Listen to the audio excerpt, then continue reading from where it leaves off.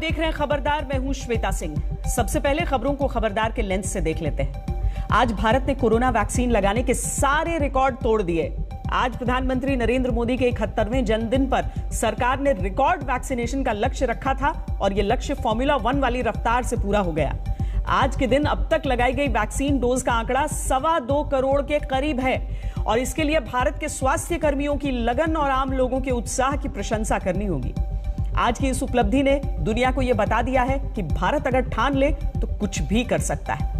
आज पीएम मोदी के happy vaccine day के एक एक पल का विश्लेषण करेंगे। वैसे प्रधानमंत्री मोदी ने अपने जन्मदिन पर शंघाई सहयोग संगठन यानी एससीओ की वर्चुअल मीटिंग में पाकिस्तान और चीन को दूर से ही एक ऐसी वैक्सीन दी है जिसका गहरा असर आने वाले दिनों में देखने को मिल सकता है। पीएम मोदी ने तालिबान सरकार के साथ तन मन धन से जुड़ चुके शी जिनपिंग और इमरान खान के सामने कट्टरपंथ पर तीखा हमला करने वाला मैसेज दिया। यह तालिबान सरकार पर भारत का आधिकारिक स्टैंड भी है, इसे डिकोड करेंगे। इसके बाद आपको अफगानिस्तान ले चलेंगे जिस पर कूटनीति और राजनीति के रिंग में जोरदार पंच पड़ रहे हैं। आर्थिक रूप से खस्ता हाल अफगानिस्तान को आईएमएफ की तरफ से तब तक पैसा नहीं मिलेगा जब तक तालिबान सरकार को मान्यता नहीं मिल जाती, जबकि दूसरी तरफ तालिबानी सत्ता को आपसी खींचतान और रंजिश का वायरस लग गया है। ऐसी खबरें आई हैं कि हक्कानी नेटवर्क के एक बड़े नेता ने सितंबर की शुरुआत में मुल्ला बरादर को मुक्का मारा था, जिसकी वजह से काबुल के प्रेसिडेंशियल हाउस में गोलियां चलने की नौबत आ गई थी। इसके बाद से ही तालिबान सरकार में मुल्ला बरादर की अटेंडेंस ऑडियो वीडियो के जरिए लग रही है। तालिबानियों की दिक्कत यह है कि वो अपनी खाली जेबें संभालें या अपनी लीडरशिप को संभाल लें। और पेट्रोल और डीजल को जीएसटी के दायरे में होना चाहिए या नहीं, आपके घर के बजट से जुड़े इस सवाल पर आज लखनऊ में जीएसटी काउंसिल की बैठक में मंथन चलता रहा। अगर पेट्रोल और डीजल को जीएसटी के दायरे में लाया जाए तो आम लोगों को राहत मिल सकती है और पेट्रोल 26 रुपए के आसपास और डीजल लगभग 20 रुपए तक सस्ता हो सकता है। लेकिन आज की बैठक में जैसे ही यह प्रस्ताव आया, कई राज्य इसके विरोध में खड़े हो गए और पेट्रोल और डीजल को जीएसटी के दायरे से बाहर रखने पर जोर देने लगे। सवाल यह है कि आम आदमी को राहत देने वाले इस फैसले के रास्ते में कौन से आर्थिक स्पीड ब्रेकर लगे हुए हैं। आंकड़ों की मदद से इसका जवाब देने की भी कोशिश करेंगे। लेकिन खबरदार में आज सबसे पहले हम पीएम मोदी के जन्मदिवस पर 2 टाइप के वैक्सीनेशन से जुड़ी खबर आपको दिखाएंगे।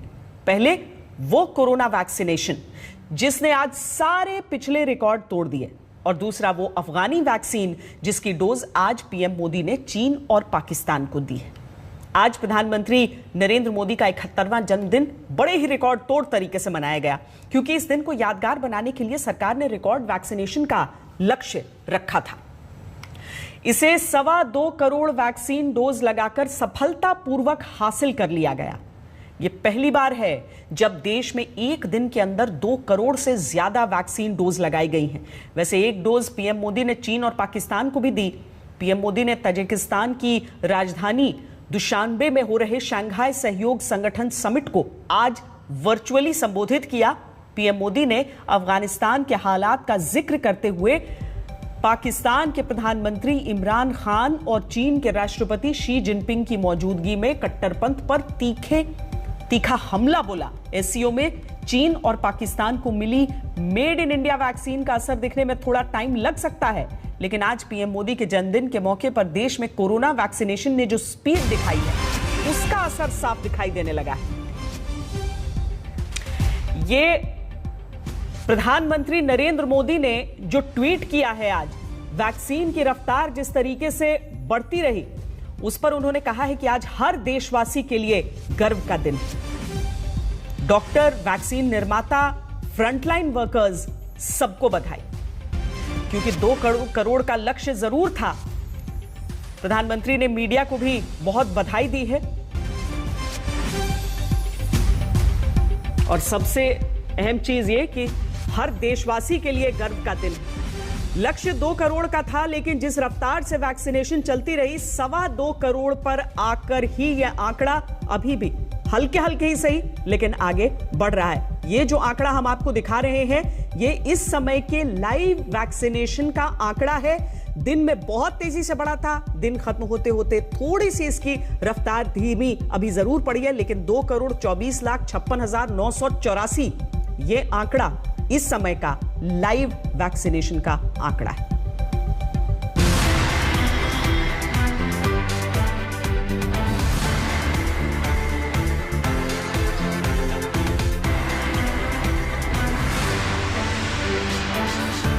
बर्थडे का बर्थडे और वैक्सीनेशन का वैक्सीनेशन। देश ने शायद ही पहले कभी किसी मौजूदा प्रधानमंत्री का जन्मदिन इतने हर्षोल्लास से मनाया होगा जितना आज पीएम मोदी का 71वां हैप्पी बर्थडे मनाया गया। भविष्य में आज का दिन देश में एक दिन में 2 करोड़ से ज्यादा वैक्सीन डोज का रिकॉर्ड बनने के लिए भी यादगार रहेगा। पीएम मोदी के जन्मदिन को खास बनाने की तैयारी तो सरकार ने पहले से की थी, लेकिन उसे यादगार बनाने का जिम्मा आम जनता ने उठाया और ऐसा उठाया कि वैक्सीनेशन की स्पीड का मीटर मिनट दर मिनट, घंटे दर घंटे बढ़ता ही चला गया। ऐसा लग रहा था मानो लोगों ने कोरोना वैक्सीन के लिए अपना सारा उत्साह आज के दिन के लिए ही रिजर्व करके रखा था। Today it was my day that I have chosen that today's slot for my second vaccination. उनको हमारी तरफ से शुभकामनाएं, हैप्पी बर्थडे। उनको अच्छा काम कर रहे हैं, भगवान करे और जिए। मुझे बहुत अच्छा फील हो रहा है। इट्स लाइक बहुत अच्छा लग रहा है। मुझे बहुत अच्छा लग रहा है। मैं तो बहुत टाइम से थी, लेकिन मुझे आज मौका मिला तो मुझे आज लगवा के बहुत अच्छा महसूस होगा। आज वैक्सीनेशन का आंकड़ा पहली बार 2 करोड़ के पार पहुंचा है। इससे पहले 3 बार एक दिन में ये आंकड़ा 1 करोड़ के पार गया है। 27 अगस्त को 1,03,35,290 डोज, 31 अगस्त को 1,33,18,718 डोज और 6 सितंबर को 1,13,53,771 डोज दिए गए थे। तब पीएम मोदी ने इस खुशी का इजहार भी किया था और वैक्सीनेशन के रिकॉर्ड का प्रचार भी। भारत आज एक दिन में 1.25 करोड़ टीके लगाकर रिकॉर्ड बना रहा है। जितने टीके भारत आज एक दिन में लगा रहा है वो कई देशों की पूरी आबादी से भी ज्यादा है। भारत के टीकाकरण अभियान की सफलता प्रत्येक भारतवासी के परिश्रम और पराक्रम की पराकाष्ठा का परिणाम है।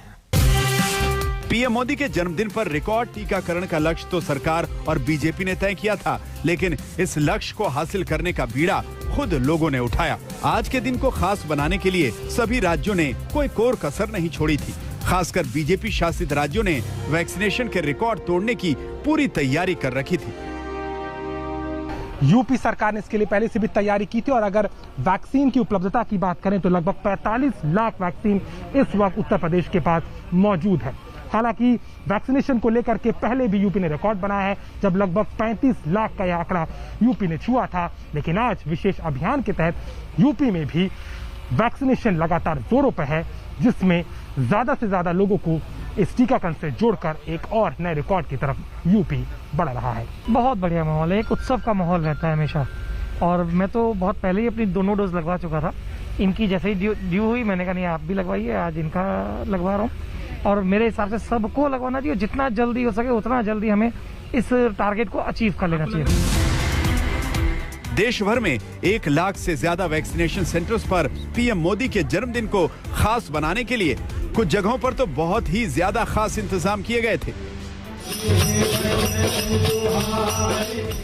ये भोपाल के एक मंदिर परिसर में वैक्सीनेशन सेंटर का नजारा है, जहां एमपी सरकार के चिकित्सा शिक्षा मंत्री विश्वास सारंग भजन कीर्तन कर रहे थे और साथ ही साथ वैक्सीनेशन का प्रोग्राम भी चल रहा था।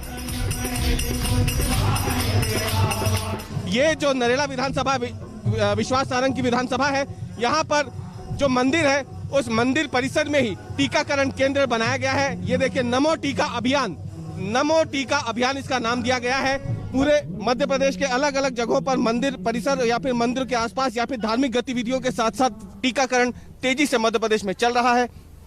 लोगों को वैक्सीन लगवाई जा रही है। और ये देखिए जो लोग लाइन में नहीं लग सकते, जैसे ये दिव्यांग जो यहाँ पे आए हैं, इन्हें कोरोना का टीका लगाने के लिए अलग से व्यवस्था इनके लिए की गई है।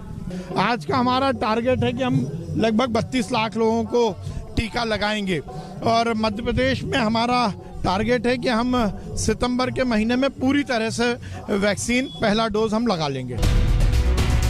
एक वक्त वो भी था जब देश के वैक्सीनेशन सेंटर्स पर वैक्सीन नहीं थी, आने पर मिलेगी के बोर्ड टंगे रहते थे। और एक आज का दिन है जब वैक्सीनेशन सेंटर्स पर वैक्सीन के स्टॉक भरे पड़े हैं। जिस वैक्सीनेशन सेंटर्स पर नॉर्मल दिनों में 100-125 वैक्सीन डोज लग पा रही थी, वहां भी आज कई गुना ज्यादा डोज आराम से लगाए गए।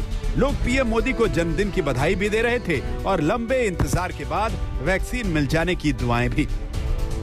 वैक्सीनेशन में भारत जहां नित नए आयाम बना रहा है, तो आज देश भर में मेगा ड्राइव चल रही है। आप देख सकते हैं चंडीगढ़ की तस्वीरें हैं। हालांकि चंडीगढ़ की अगर बात करें तो पूरे शहर में आबादी का 80% से ज़्यादा हिस्सा कहीं ना कहीं वैक्सीनेटेड हो चुका है। लेकिन आज प्रधानमंत्री मोदी का जन्मदिवस भी है और यहाँ पर आपको तस्वीरें दिखा रहे हैं हम वैक्सीनेशन कैंप की। चंडीगढ़ सेक्टर 16 का ये हॉस्पिटल है और यहाँ पर लगातार लोग जो है वैक्सीनेशन के लिए यहाँ पर आ रहे हैं और आप देख सकते हैं कि पूरे नॉर्म्स के साथ और पूरा डिस्टेंस के साथ यहाँ पर जो है वैक्सीनेशन की जा रही है।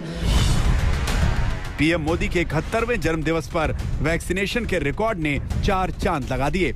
आज देश ने वैक्सीन डोज का रिकॉर्ड बनाकर दुनिया को दिखा दिया है कि अगर मन में लगन हो तो कोई भी लक्ष्य बड़ा नहीं होता। बस जरूरत है तो आगे भी इस संकल्प शक्ति को बनाए रखने की।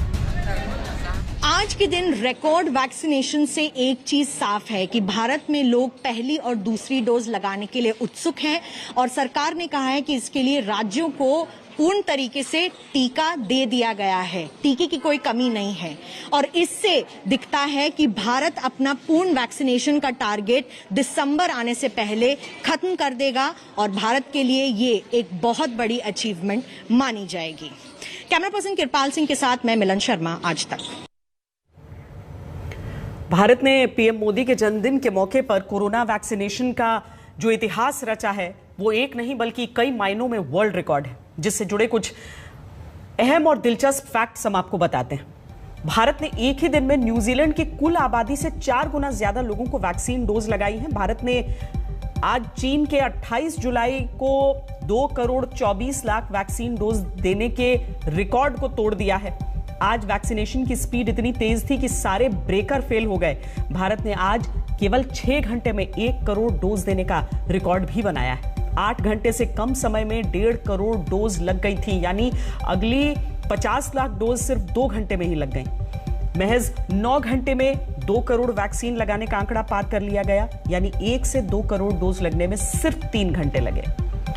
कोविन डैशबोर्ड से मिले डेटा के अनुसार देश में 1 करोड़ से ज्यादा वैक्सीन डोज तो आज दोपहर 1:30 बजे तक ही लग चुकी थी और 2 करोड़ वैक्सीन डोज लगाने का रिकॉर्ड शाम 5:08 पर बन गया। शाम 5 बजे तक तो वैक्सीनेशन की रफ्तार इतनी तेज थी कि तकरीबन हर सेकंड 600, हर मिनट 37,000, हर घंटे 22 लाख से ज्यादा डोज लगाई जा रही थी और इस तरह सिर्फ 9 घंटे में 2 करोड़ डोज लगा दी गई। आज पीएम मोदी के जन्मदिन के मौके पर वैक्सीनेशन ड्राइव ने ऐसी छलांग लगाई है जिसे देखकर दुनिया हैरान रह गई। हालांकि ये ट्रेंड काफी दिनों से दिख रहा था। कल यानी गुरुवार को ही केंद्रीय स्वास्थ्य मंत्रालय ने बताया था कि भारत की 20% वयस्क आबादी को कोरोना वैक्सीन की दोनों डोज लग चुकी है। 62% को कम से कम 1 डोज लगी। 99% स्वास्थ्य कर्मियों ने पहली डोज और 82% स्वास्थ्य कर्मियों ने दोनों डोज ले ली है। 100% फ्रंटलाइन वर्कर्स को पहली डोज जबकि 78% को वैक्सीन की दोनों डोज दे दी गई। वैसे जिस तरह से अब वैक्सीनेशन ड्राइव ने स्पीड पकड़ी है उसकी तारीफ तो विश्व स्वास्थ्य संगठन ने भी की है। स्वास्थ्य मंत्रालय के आंकड़ों के अनुसार भारत में पहले 10 करोड़ लोगों को वैक्सीन डोज देने में 85 दिन लगे थे। 10 से 20 करोड़ का आंकड़ा पार करने में 45 दिन और 20 से 30 करोड़ के आंकड़े तक पहुंचने में 29 दिन लगे। 30 करोड़ डोज के आंकड़े से 40 करोड़ तक पहुंचने में 24 दिन लगे और 50 करोड़ डोज का आंकड़ा पार करने में 20 दिन लगे। 50 से 60 करोड़ के आंकड़े तक पहुंचने में 19 दिन और लगे और 7 सितंबर को 60 करोड़ से 70 करोड़ तक पहुंचने में केवल 13 दिन लगे। स्वास्थ्य मंत्रालय के अनुसार भारत में अगस्त महीने में रोजाना औसतन 60 लाख डोज लगाए जा रहे थे, जबकि जुलाई में 43 लाख डोज लगाई गई थी। और अब तो वैक्सीनेशन स्पीड में भारत दुनिया का नंबर 1 देश बन चुका है। मौजूदा समय में भारत में रोजाना औसतन 72,80,000 डोज लगाई जा रही है, जबकि आसियान देशों में यह औसत 38,87,000 डोज ही है। G7 देशों में रोजाना औसतन 28 लाख डोज दी जा रही हैं। नेटो देशों में 25,50,000, अरब लीग में 15,70,000 और यूरोपियन यूनियन में 10 लाख डोज प्रतिदिन लग रही है। और आज तो भारत ने इतिहास रच दिया। एक दिन में इतनी वैक्सीन डोज देकर भारत ने वैक्सीन गुरु होने का दम भरा है। लेकिन इस खुशी के बीच हमें यह नहीं भूलना चाहिए कि सिर्फ एक दिन रिकॉर्ड बनाकर कोरोना पर जीत हासिल नहीं होगी। भारत को अगर इस साल के अंत तक अपनी पूरी वयस्क आबादी को वैक्सीन की दोनों डोज लगानी है तो रोजाना कम से कम 1 करोड़ डोज लगानी होंगी और हम दिखा चुके हैं कि हम इसमें सक्षम हैं। और अब बात उस वैक्सीन की जो आज अपने जन्मदिन के मौके पर पीएम नरेंद्र मोदी ने पाकिस्तान और चीन को दी है। आज शंघाई सहयोग संगठन यानी एससीओ की बैठक को पीएम मोदी ने वर्चुअली संबोधित किया। पीएम ने तालिबान सरकार के कट्टर सहयोगी बन चुके चीन और पाकिस्तान का नाम लिए बगैर तीखे हमलों से उसे घायल कर दिया। पीएम मोदी ने पाकिस्तान के प्रधानमंत्री इमरान खान और चीन के राष्ट्रपति शी जिनपिंग की मौजूदगी में कट्टरपंथ के खिलाफ एससीओ के मंच से जो मैसेज दिया है वो तालिबान सरकार पर भारत सरकार का ऑफिशियल स्टैंड भी है।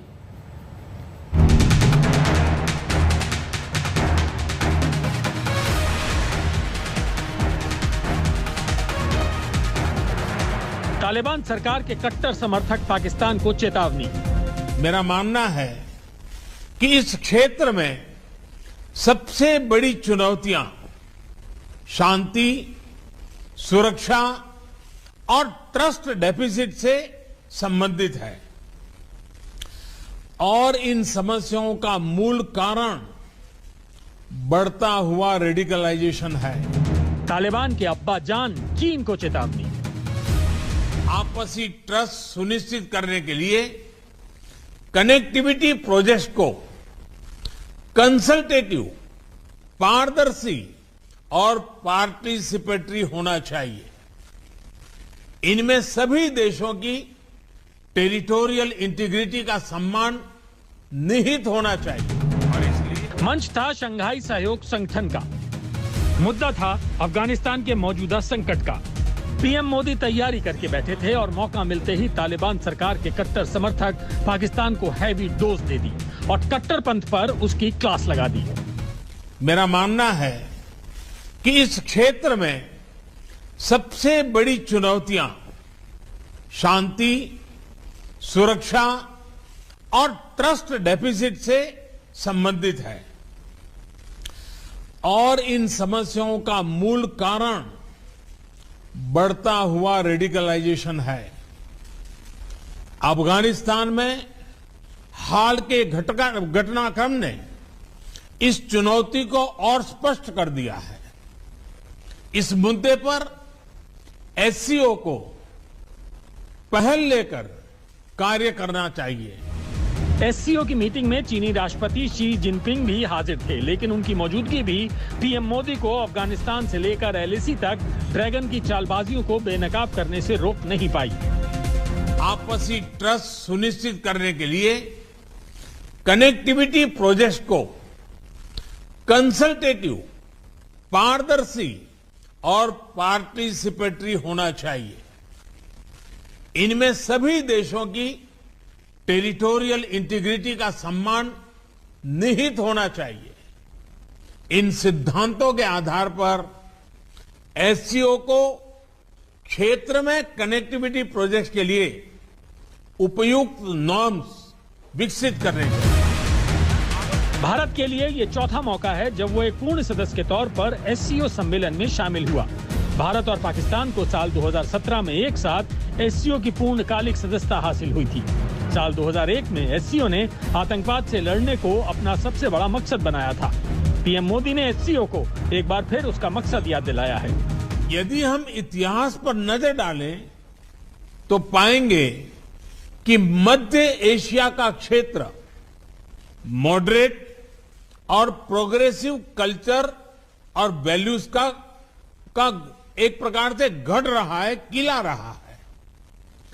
सूफीवाद जैसी परंपराएं यहां सदियों से पनपी और पूरे क्षेत्र और विश्व में फैली। इनकी छवि हम आज भी इस क्षेत्र की सांस्कृतिक विरासत में देख सकते हैं।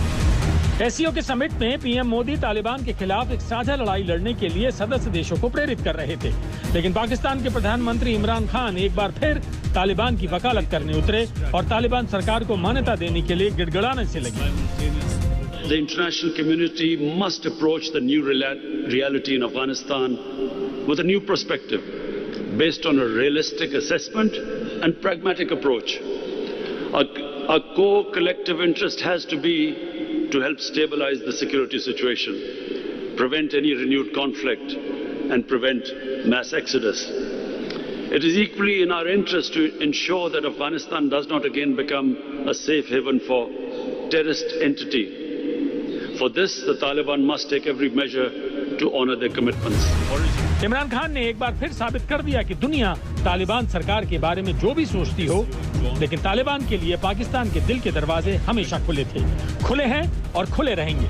लेकिन आज एससीओ के मंच से पीएम मोदी ने भी बता दिया है कि दुनिया को कट्टरपंथ के समर्थकों से कैसे निपटना चाहिए, फिर चाहे वो तालिबान हो या पाकिस्तान। दिल्ली से गीता मोहन के साथ आज तक ब्यूरो।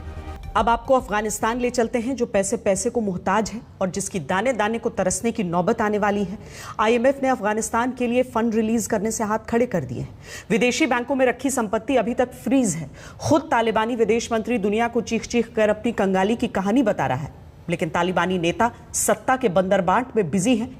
अब्दुल गनी बरादर और हक्कानी नेटवर्क के नेता छोड़ेंगे नहीं वाले अंदाज में एक दूसरे को खत्म करने में लगे हुए हैं। ब्लूमबर्ग की रिपोर्ट में दावा किया गया है कि हक्कानी नेटवर्क के एक बड़े नेता ने सितंबर की शुरुआत में मुल्ला बरादर को मुक्का मारा, जिसकी वजह से काबुल के प्रेसिडेंशियल हाउस में गोलियां चलने की नौबत आ गई। हालांकि इस खबर की पुष्टि नहीं हुई है, लेकिन यह संकेत जरूर है कि आर्थिक रूप से खस्ता हाल अफगानिस्तान में तालिबानी सत्ता को आपसी रंजिश का वायरस लग गया।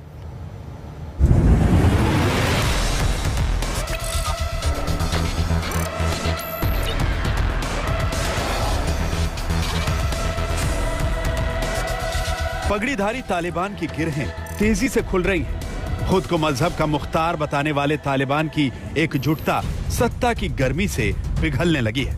म्यान से तलवारें निकल चुकी हैं। वर्चस्व की जंग में चोट जारी है। मुल्ला बरादर का आता पता नहीं। एक ऑडियो और एक वीडियो संदेश जरूर सामने आया है, लेकिन बरादर एक्शन सीन से गायब है। कट्टरता की दोधारी तलवार से अब खुद तालिबान लहूलुहान हो रहा है। अमेरिका से समझौते का सौदा अंजाम देने वाला बरादर हक्कानी नेटवर्क को खलने लगा है। हक्कानी की पाकिस्तान परस्त टेरर कंपनी को बरादर का अमेरिका परस्त होना अखर रहा है। लड़ाई श्रेय लेने को लेकर भी है। हालांकि दोनों गुट अब भी भाईचारे वाली माला जप रहे हैं।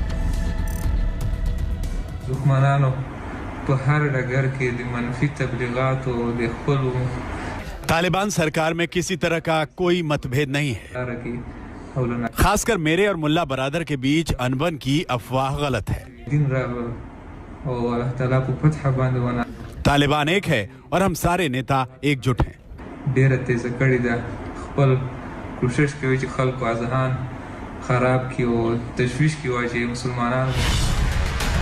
बरादर को लेकर तरह तरह की खबरें गर्म हो रही हैं। कभी ये भी कहा जा रहा है कि वो कंधार चला गया है, कभी ये खबरें आती हैं कि वो पाकिस्तान के किसी अस्पताल में इलाज करवा रहा है। वीडियो संदेश में बयान पढ़ने के अंदाज को लेकर भी ढेरों सवाल हैं। हाँ, एक मुल्क के तौर पर अफगानिस्तान की हालत कितनी डामाडोल है, इसे लेकर कोई सवाल नहीं।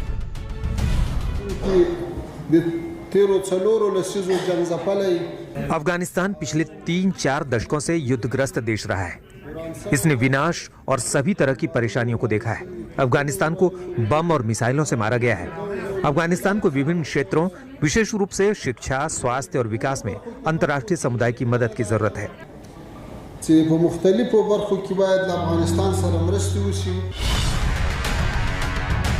तो एक मुल्क को मजहब की नोक पर चलाने वाले तालिबान को मदद चाहिए। दुनिया उस पर डॉलर लुटाए और ये शरीयत के नाम पर शोषण का तंत्र चलाएं। तालिबानियों को अब आटे दाल का भाव मालूम हो रहा है। उसने झोली फैला दी है, लेकिन मदद मिलती नहीं दिख रही। आईएमएफ ने मदद की किश्त जारी करने से इनकार कर दिया है। आईएमएफ चाहता है कि पहले तालिबान को मान्यता की तस्वीर साफ हो। आईएमएफ चाहता है कि पहले अंतर्राष्ट्रीय समुदाय तालिबान पर स्टैंड तय कर ले।